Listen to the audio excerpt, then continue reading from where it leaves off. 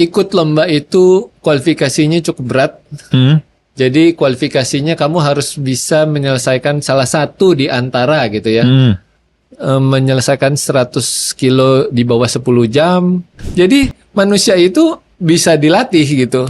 Daripada kita, oh dia spesial, saya enggak. Jadi ya udah dia aja. Kalau kita selalu begitu ya kita akan stuck di kondisi ini gitu.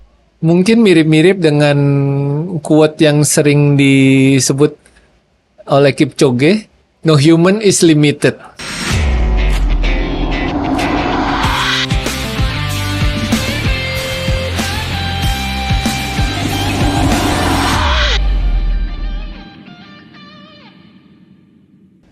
Hai Dashers, welcome to Easy Pace Podcast, persembahan dari Dashport bersama gue Danar Kalingga. Dan kali ini gue bakal ngobrol-ngobrol barengan salah seorang runner, tapi bukan sembarang runner ya. Kalau maraton udah biasa, ini ultramaraton juga udah pernah ya. One of the hardest ultramarathons in the world ya. Ini ada Mas William Lesmana. Halo, apa kabar Mas William? Halo, selamat siang. Terima kasih Mas Danar udah mengundang saya datang ke sini. Oh, terima kasih loh, kita yang terima kasih Mas William udah datang ya. Disebutnya berarti ultra runners sudah sekarang ya. Ya sudah pernah. Jadi trail juga udah pernah. Sekarang justru malah kembali fokus ke jarak maraton, jarak yang normal-normal aja. Nah itu dia tuh. Orang kalau biasa full maraton itu jaraknya menurut kita jauh Mas. Ya. Kalau menurut Mas William jarak normal itu ya. Jarak yang kayak ya udahlah gitu ya. Tapi kita bakal ngebahas lebih lanjut nanti tentang ultra runningnya, ultra maratonnya. Tapi sebelumnya aku pengen lebih ke larinya dulu nih Mas William. Awal mula terjun ke dunia lari itu kapan Mas? Oke. Mungkin kalau kembali jauh ke dulu ya. Basically gini. Semua manusia itu pada saat lahir kalau dia normal ya, kesehatan fisiknya normal, dia bisa berjalan, bisa berlari gitu. Jadi kalau histori saya sebenarnya dulu saya waktu remaja itu olahraganya tenis. Oh, pertama kali olahraga pertama yang kompetitif? Iya. Sampai mana tuh? Junior sih sempat mewakili Indonesia juga ya. Wow, padel nggak sekarang? Enggak. Oke, jadi awalnya tenis sampai junior kompetitif bahkan ya. Jadi kan memang untuk banyak cabang olahraga yang membutuhkan endurance, lari itu menjadi salah satu bagian latihan fisik. Iya. Nah, kita kalau kamu amati olahraga entah petenis kah, entah pebulu tangkis kah, entah pesepak bola kah, tentunya mereka banyak disuruh berlari. Jadi lari itu adalah kenal lari itu, jadi itu media saya untuk melatih fisik. Oh, jadi bagian dari training tenis itu ya? Tapi kan semenjak masuk kuliah itu aku udah mulai drop, udah nggak begitu fokus menjadi atlet lagi, udah banting setir ke studi gitu ya. Ke akademik aja ya. Studi, lalu aku kerja di kantor akuntan, itu sempat praktis kurang olahraga lah. Nah, setelah justru momentumnya ini setelah kerja di kantor akuntan cukup lama, cukup sibuk sampai malam, itu aku diajak sama orang tuaku untuk merintis bisnis keluarga. Ini berarti pas udah lulus kuliah, udah kerja di kantor akuntan beberapa tahun ini ya? Jadi sempat 6 tahun setengah kerja di kantor akuntan besar. Lalu diajak orang tuaku merintis bisnis keluarga. Kan ya dengan posisiku sebagai owner juga dan tentunya memegang jabatan yang strategik juga. Secara waktu terus terang lebih fleksibel untuk dibanding sebelumnya kerja kantor bener-bener 9 to 5 tapi lebih ya, pergi gelap pulang gelap gitu ya. Harusnya 9 to 5 tapi kenyataannya lebih ya. Nah jadi setelah itu waktu aku jadi lebih banyak nih pulang kantor masih banyak waktu nih. Masih ada terang dikit, matahari masih ada sisa-sisanya ya. Aku diajak teman-teman lamaku tenis lagi. Oke. Nah, ini sorry nih agak panjang nih ya, jadi belum masuk ke lari. Nah, untuk meringankan berat badan, untuk mengembalikan endurance, aku lari lagi karena itu yang cara yang aku tahu untuk mengembalikan performa. Iya, jadi kayak walaupun diajakin tenis, tapi Mas William tetap merasa harus ya harus untuk meningkatkan lari performa, supaya harus lari. Tenisnya kuat fisiknya. Tapi gitu. emang itu yang benar ya, nggak boleh emang cuma main doang ya. Betul. Ya, okay. Nah, kebetulan juga di saat-saat itu jadi sekitar 2010, 2011, 2012 kan olahraga lari mulai berkembang. Nah, daripada latihan lari-lari, temen aku ngajakin ikutlah yuk 10K gitu. Oh, oke. Jadi mulai kenal sama yang namanya lomba lari. Oke, itu tahun berapa? Ingat 2013, 2014 kali ya. Wah, udah lumayan lama juga ya. Iya. Itu pertama kali 10K-nya race-nya. Iya. Oke, nah pas saat diajakin temen itu, Mas William langsung kayak, oh ya udah, langsung aja, ayo aja. Karena oke. Jadi sama temen itu inilah ya kita kompetitif lah ya. Gitu. Mantan atlet ya. Pasti ada jiwa-jiwa kompetitifnya. Ayo kita bertanding ini gitu. Oh, oke. Nah, sama teman. Yeah. Nah, itu jadi kan aku masih ingat dulu itu waktu latihan itu disuruh keliling lapangan bola sama pelatih. 400 meter itu lapangan berarti. bola 400 meter. Satu lapangannya waktu itu kurang terawat ya di salah satu daerah di Cirebon. Iya. Sama rumputnya tinggi, pakai sepatunya bukan sepatu tenis juga, bukan sepatu lari, sepatu tenis. Karena kita cuma punya sepatu olahraga itu sepatu tenis ya. Gitu. Kita lari. Aku itu dulu rekor terbaik aku 47 menit. Ah, itu sorry 10K. 10K. Itu pertama kali. Jadi, Mas. Nah, enggak, itu dulu. Oh dulu. Dulu waktu aku masih jadi atlet tenis kan. Itu aja udah 10K udah 47 menit. Ya. Itu jadi, di track muter-muter doang. Bukan sekali ya. Artinya hampir setiap seminggu sekali 2 kali itu kan aku latihan endurance. Iya. Kadang lari, kadang lompat tali. Iya. Jadi, nah itu catatan terbaik aku dulu. Jadi ukuran fit aku kembali fit apa sih? Aku berusaha mengejar angka itu lagi gitu. Oh, jadi itu pas waktu masih aktif ya? Iya. Terus berhenti, terus ya udah nyoba segitu lagi. Aku usianya masih remaja ya. Iya. Masih 16, 15. Oh, iya. Baru nyoba lagi tuh. Iya, karena patokan aku dulu aku merasa aku fit. Iya. Jadi kalau aku mau kembali fit, aku mencoba mengejar angka itu lagi yang dulu pernah aku capai gitu. Di umur yang waktu itu udah 33, 30 ya. Dan gimana ya abis itu nyoba? Tentunya pas awal-awal aku lari untuk mengembalikan kebugaran itu, aku masih nggak pakai ukuran ya. Nggak pakai ukuran, tapi ukuran aku waktu itu berat badan aku itu sempat 86 kilo. Oke. Tapi aku berusaha kembali main tenis dan aku main tenisnya mau sama seperti dulu juga, mau kompetitif juga. Jadi aku ikut turnamen nasional itu. Wow. Nah, aku menurunkan berat badan aku itu sampai 75-76 kilo. Dari 10 kilo tuh turun berarti ya? Wow, oke. Terus dari situ gimana tuh? Nah, itu kan jadi pada saat lomba lari itu artinya aku udah cukup latihan lah ya. Sudah cukup latihan.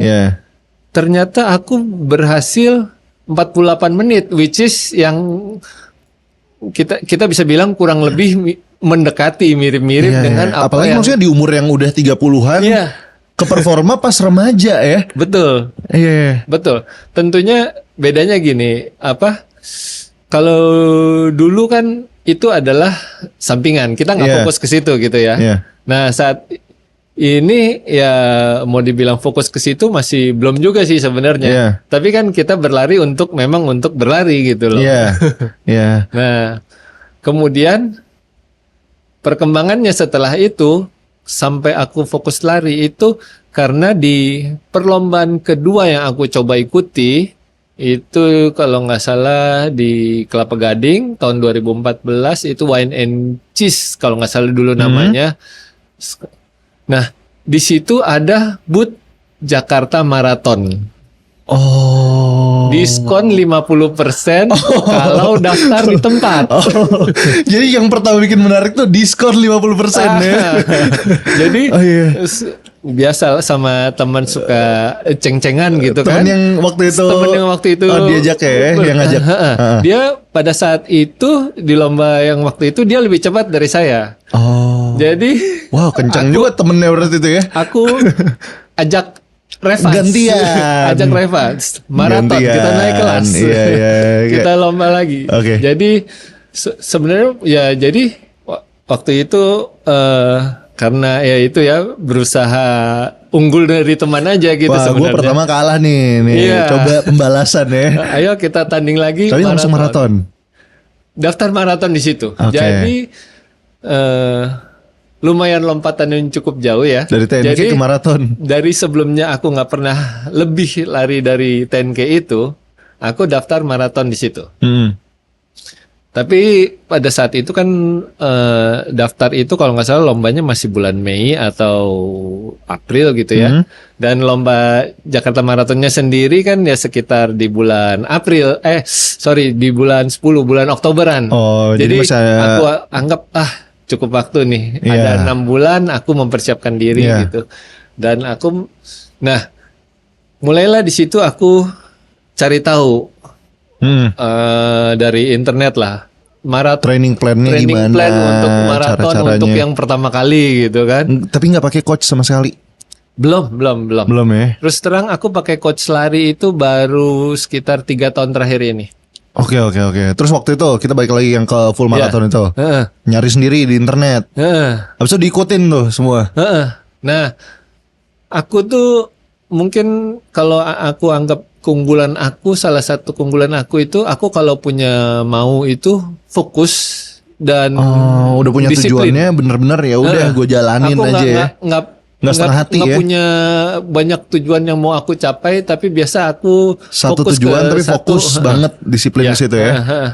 Nah, dengan training plan yang udah aku pelajari, wah ini aku nggak bisa ini kalau hanya sekedar nyambi-nyambi, karena latihannya harus 1 minggu ngejar mileage sekian gitu. Dimana sebelumnya kan waktu itu aku sebelumnya cuma lari sekitar seminggu 2 kali gitu ya. Iya. Pas awal-awal nih. Iya. Nah, aku baca training plan, ya udah, mulailah aku ikutin, mulai lari nambah porsinya 4 kali, 5 kali. Jadi total seminggu mileage atau jumlah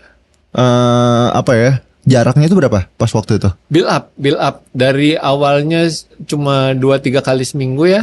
Itu sekitar mungkin build up itu training plan-nya kan memang untuk yang beginner ya. Jadi belum ada speed work, hanya fokus di volume mileage. Jadi mulai dari 30 kilo seminggu. Oke. Tapi ya step up, step down itu sampai kalau nggak salah sekitar 80 sampai 90 di akhir-akhirnya peaknya ya. Oke. Dan akhirnya sampailah ke maratonnya. Ya. Ini berapa nih waktu itu? Gimana? Maraton pertama aku sebenarnya yang aku kejar itu, aku kan dari baca-baca itu aku ketemu yang namanya V-dot calculator kalau kamu pernah dengar.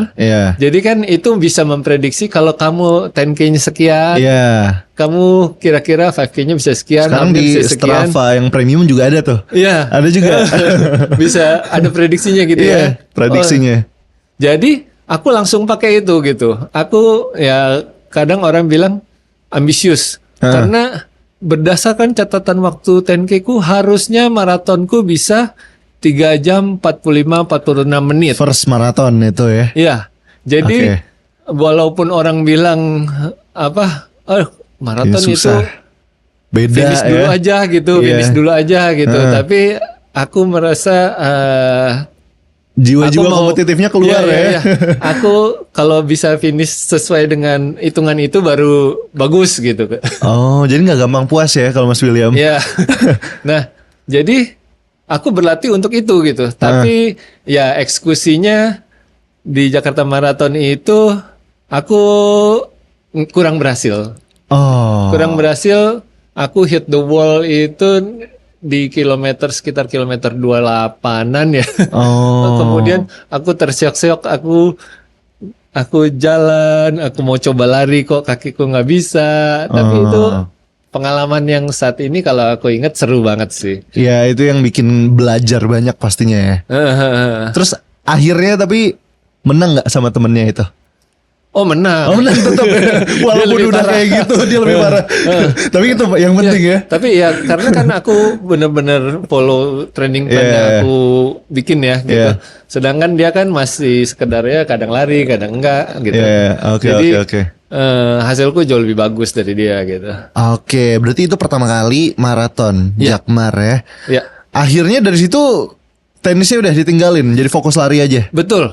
Jadi suka banget sama lari. Karena pada saat itu aku melihat nggak memungkinkan ini kalau aku nyambi-nyambi Dua-duanya. setengah-setengah gitu.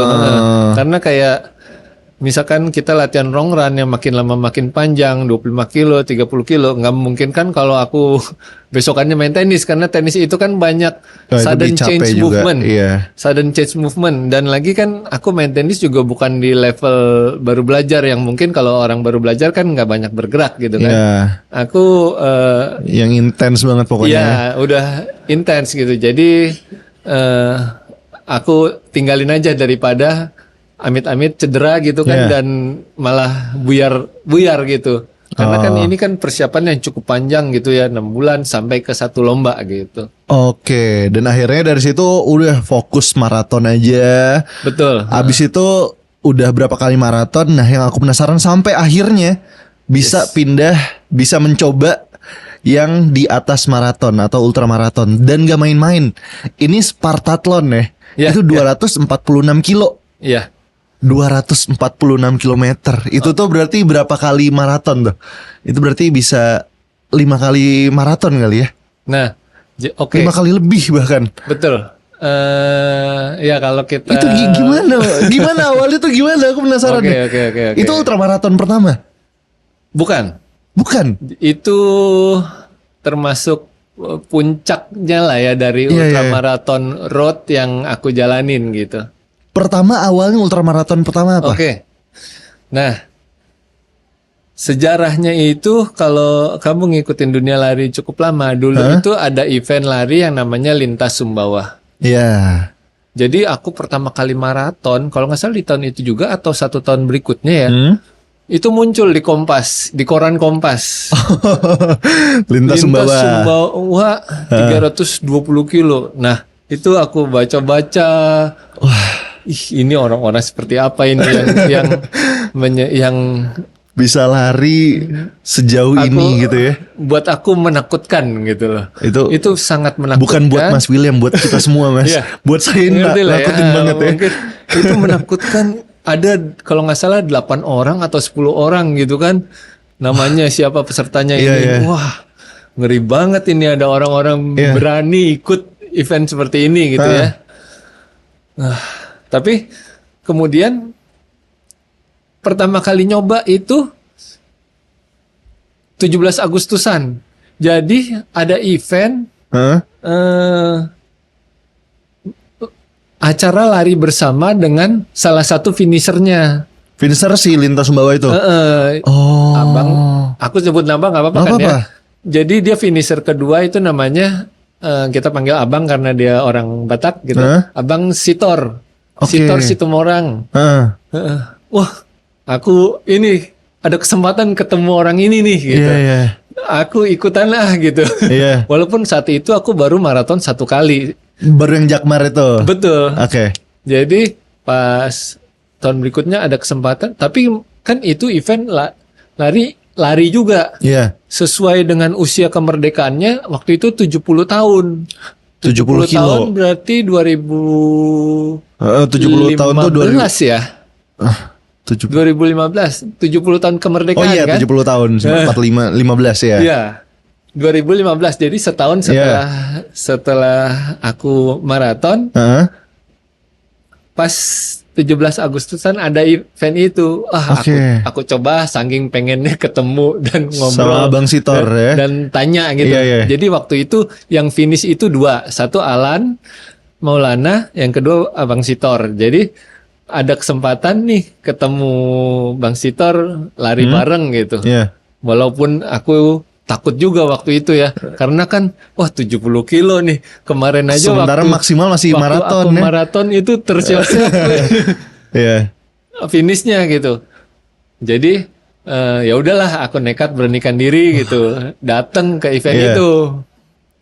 Nah di event itu sama juga apa penyok Terseok-seok juga, istilahnya. hit the wall bro, jalan ya. Jadi mungkin hampir separuh terakhir itu banyakan jalannya gitu. Tapi berhasil finish kan? Ada teman-teman yang jalan juga kan di event itu kan, ada sekitar berapa puluh orang gitu. Ada beberapa yang teman yang jalan bareng, ya udahlah gitu. Yang penting nyampe gitu. Tapi di situ aku ketemu dan dia encourage gitu. Bisa semua bisa kok gitu. Apa yang penting latihan rajin gitu.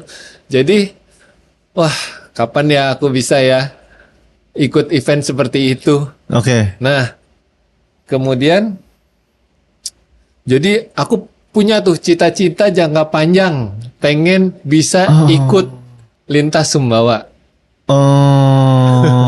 Itu jadi yang dari sejak itu udah menjadi goalnya Mas William ya. Jadi di hari itu aku lari ya campur jalan 70 kilo. Oke. Di bulan apa? Di 17 Agustusan itu ya. 17 Agustusan 2015.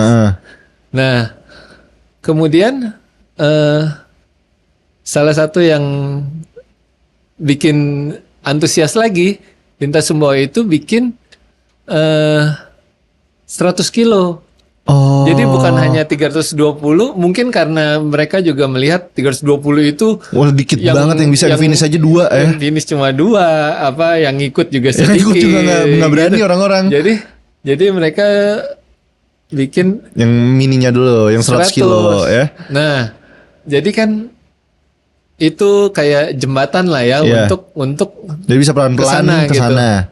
Nah, jadi aku mulai berusaha mempersiapkan diri untuk bisa lari lebih banyak. Pokoknya dulu itu fokusnya hanya banyak.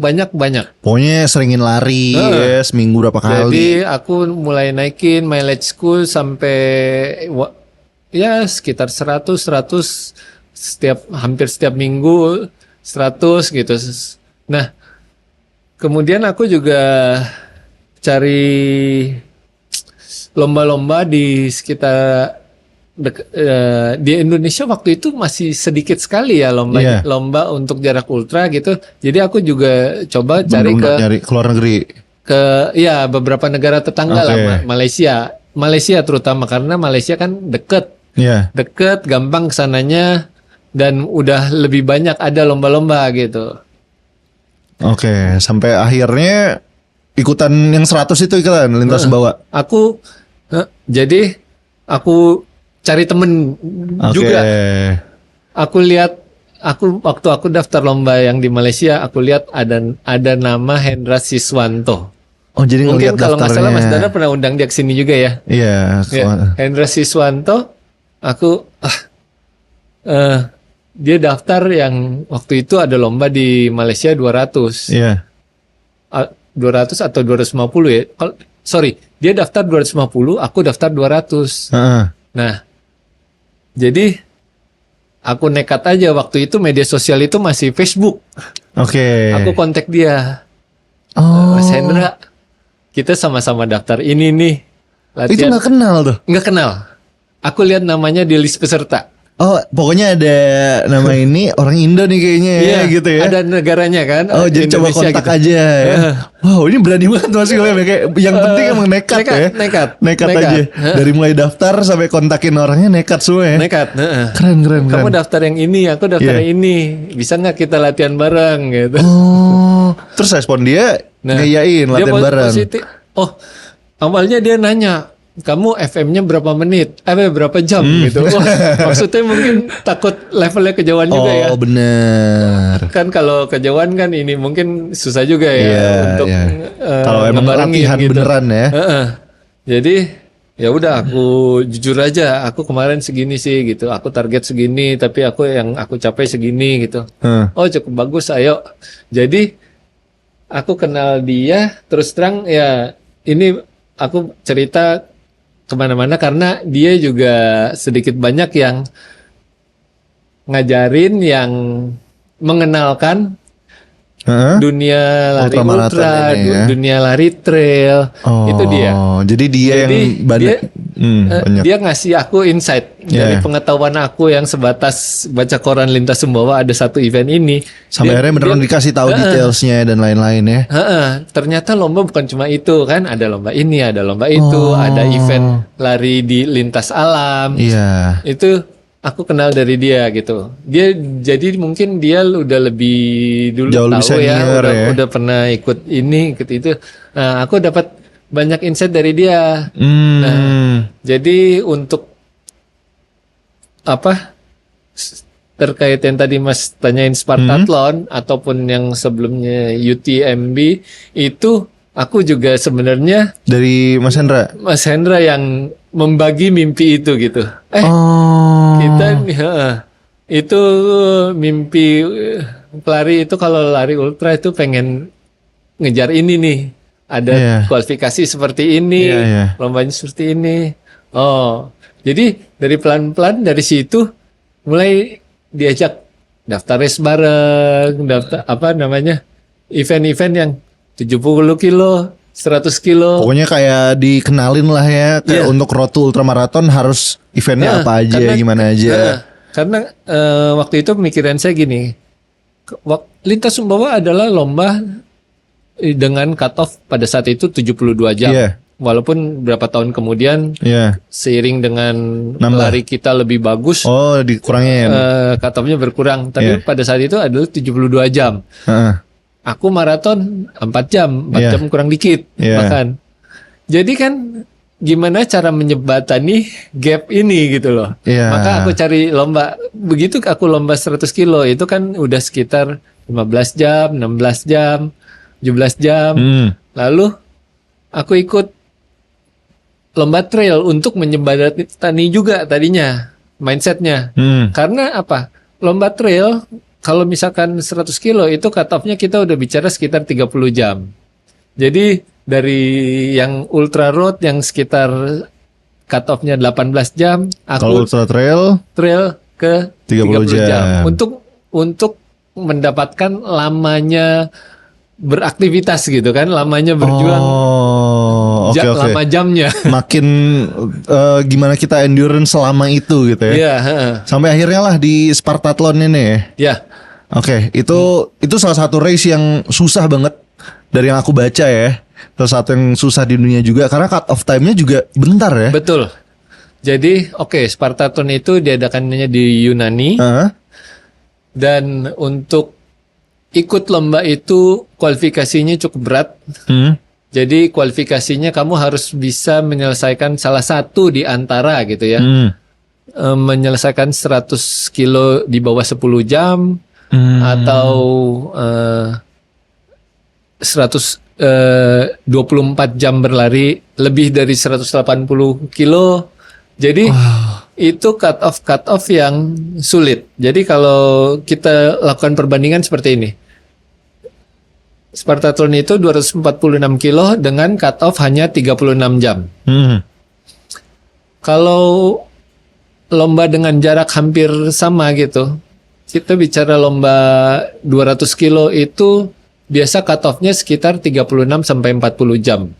Itu 200 ya. 200. Oke. Kalau 246 atau ya kita buletin 250 gitu ya, itu sudah sekitar 50 jam cut off-nya. Sementara ini 36 jam. Jadi itu memaksa kita untuk, kalau tadinya kita survive, berusaha, mindset kita kalau yang penting lomba finish.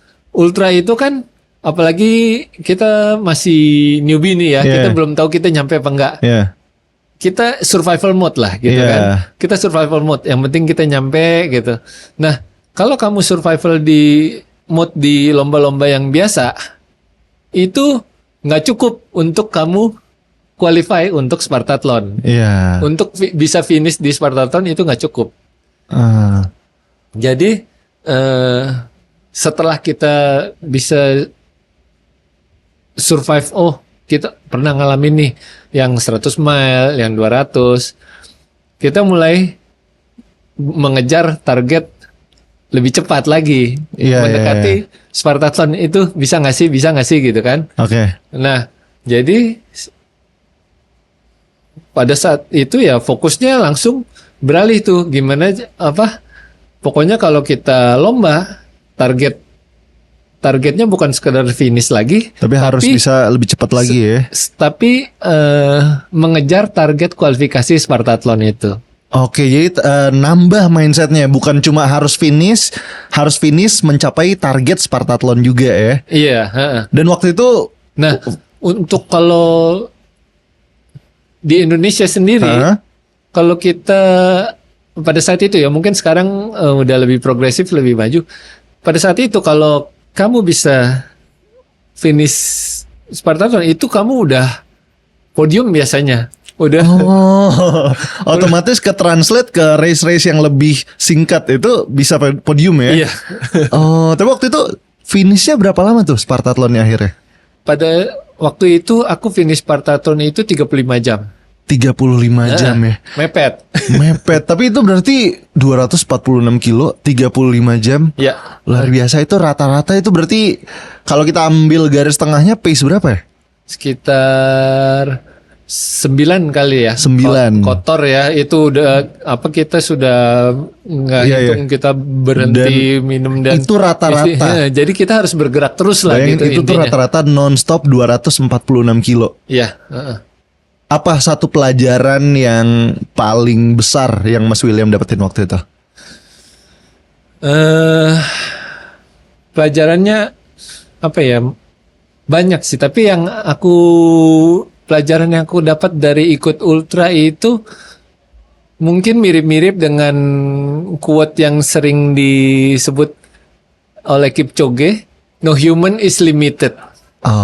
Jadi itu manusia itu luar biasa kok. Kalau kita bicara pada saat manusia lahir, itu semua bentukannya sama. Kamu nggak bisa bedain ini anak, ini pelari, ini anak ini nggak bisa, sama semuanya ya. Sama kan? Itu seperti kertas kosong. Gimana kita ngisinya, nulisnya. Jadi kalau kamu manusia yang waktu lahir sama, ada orang yang bisa lari, kita umpamakan lari jarak jauh, Kipchoge itu kecepatan lari dia untuk 2 jam itu lebih cepat dari rata-rata orang sprint itu kan. Iya. Artinya manusia itu bisa dilatih. Bisa dilatih ke level yang bahkan ya kita mungkin bisa sebutnya superhuman kali ya. Begitu juga olahraga lain gitu kan. Berenang bisa ada orang yang renangnya secepat itu gitu. Ada orang yang jalannya lebih cepat dari orang lari. Artinya ada orang yang bisa lompatnya setinggi itu. Jadi manusia itu bisa dilatih gitu. Daripada kita dia spesial, saya enggak. Jadi ya udah dia aja. Kalau kita selalu begitu ya kita akan stuck di kondisi ini gitu. Kita nggak bisa. Kalau kita bilang kita nggak bisa ya kita nggak bisa gitu. Jadi perjalanan aku dari yang tadinya cuma merasa bisa lari 10K, ternyata aku bisa lari maraton. Dan itu nggak terbayang ya awalnya kayak. Awalnya aku itu mustahil 240, gitu kan. Yang tadinya terlihat mustahil ternyata bisa ya. Bisa. Jadi ternyata aku setelah itu aku bisa lari 100, aku bisa lari 160. Dan terakhir aku lari ya Spartan Tour itu 246 kilometer. kilo. Jadi bisa gitu, manusia itu bisa. Yang mungkin gak dilihat orang adalah berarti proses dibaliknya itu ya. Betul. Jadi orang yang seperti itu pun ya awalnya start dari satu titik yang kayak 10K dulu, berapa dulu sampai ada ke situ ya. Iya. Oke, jadi emang tadi gue suka banget ya emang quotes-nya no human is limited. Iya. Oke, kan itu adalah mindset dari Mas William juga ya. Iya. Dan mempunyai filosofi there's always room for improvement juga ya. Betul. Berarti nextnya akan ada bigger goals lagi dong. Udah selesai ini. Nah, statement there's always room for improvement itu bukan sombong atau yakin untuk selalu lebih, tapi itu juga cara saya untuk mengingatkan diri saya gitu. Karena pada prinsipnya, pada saat kita merasa kita sudah perfect atau sudah terbaik, it's all downhill all the way kan. Karena kita udah merasa kalau mencapai puncak goals kita ya. Makanya sebagaimana makhluk hidup itu kan kita harus berkembang ya. Iya. Jadi bukan hanya segi lari, tapi juga dari segi kita sebagai manusia, saya sebagai manusia itu saya selalu pikir apa sih yang bisa lebih baik lagi. Ya kalau kita kembali ke spesifik lari lah gitu. Yeah. Saya akan terus mengevaluasi gitu. Apakah istirahat saya yang kurang atau bisa lebih baik? Apakah saya perlu lebih dari sisi flexibility ataukah dari sisi teknik. Jadi kita selalu mencari ruang untuk lebih baik lagi, mencari ruang untuk lebih baik lagi gitu. Oke, walaupun udah luar biasa banget ya. Ini tapi aku penasaran, target selanjutnya apa yang pengen dicapai? Soalnya kalau misalnya kita lihat dari short distance-nya 5K udah 18 menit ya. Iya. 10K udah 38. Terus full marathon juga udah 2 jam 50. Betul. Ultramarathon udah sampai 246 kilo. Apa target paling dekat selanjutnya? Untuk saat ini kalau aku lihat 2025 itu terus terang aku tidak mencapai catatan waktu terbaik. Oke. Ya. Jadi terbaik aku di maraton itu di Osaka aku 252 which is 2 menit lebih lambat. Yeah. Tapi it's okay gitu. Saat ini yang dari sisi olahraga ini ya, aku berusaha untuk melawan pemikiran. Saat ini kan aku usia sekarang udah 2026, hitungannya aku 45 tahun. Wow. Jadi mau nggak mau pikiran apakah aku sudah mulai tua untuk waktunya turun itu pasti ada ya. Ada gitu. Jadi tantangan buat aku sih aku mencoba untuk melawan itu juga. Oh, jadi dari kan, situ dulu aja ya. Apakah aku masih bisa lebih baik lagi gitu? Di level ini, di usia ini gitu.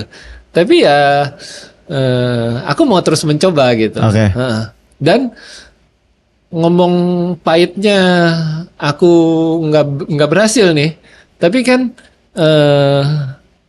at least sudah mencoba gitu ya. Nah, aku ambil quote dari salah satu coach lari itu Mike Trace gitu ya. Mike Trace itu sering aku lihat di IG, dia bilang ya setiap orang pasti akan mencapai PB-nya di titik tertentu dan setelah itu udah turun. Jadi dia itu sendiri usianya udah 60 lebih, dia berkompetisi seringnya di Ironman. Nah, ya kalaupun kita nggak bisa naik lebih cepat, kita bisa memperlambat penurunan. Jadi it's not a bad thing juga gitu kan. kalaupun kita nggak bisa naik terus gitu, ya kita bisa memperlambat penurunan gitu. Jadi aku melihatnya kalau ya let's stay consistent gitu kan, kita akan lihat pada saat pesaing-pesaing kita yang seumuran itu menurun, kita akan masih lebih bagus dari dia gitu. Iya, karena emang itu tidak bisa dihindari yang namanya umur, penurunan, tapi at least menurunnya secara pelan ya. Betul. Menurunnya tidak secepat itu. Menurunnya dikit-dikit, bahkan mungkin masih bisa sama atau bahkan naik lagi lebih bagus ya. Kelihatan gitu. Oke, dan pokoknya ya gue doain semoga dapet yang terbaik di tahun ini. Mungkin semoga nanti ada next PB lagi bahkan di tahun ini. Saya masih mencoba ya. Akan mencoba. Oke. Jadi kita lihat aja. Ya, jangan cepet-cepet putus asa dulu lah. Bilang udah nggak bisa lagi gitu. Aku pantengin nanti next race-nya Mas William ya hasilnya. Doain juga semoga ya. Oke, dan seru banget karena banyak banget yang didapetin hari ini dari tadi apa ya, wejangannya, mindsetnya yang ini beneran akan stuck di aku juga sih Mas ya. There's always room for improvement and no human is limited ya. Kalau gitu thank you so much once again Mas William Lesmana udah ngobrol-ngobrol barengan sama gue di Easy Pace Podcast. Sukses untuk race selanjutnya, sukses untuk apapun lah selanjutnya di luar race juga ya. Kalau gitu thank you juga buat Dashers yang udah nonton. Jangan lupa lo bisa nonton episode ini di YouTube atau podcastnya dari Dashport dan Easy Pace Podcast. Kalau gitu gue Danar Kalingga. Saya William Lesmana. And see you on the next episode. Bye-bye. Makasih.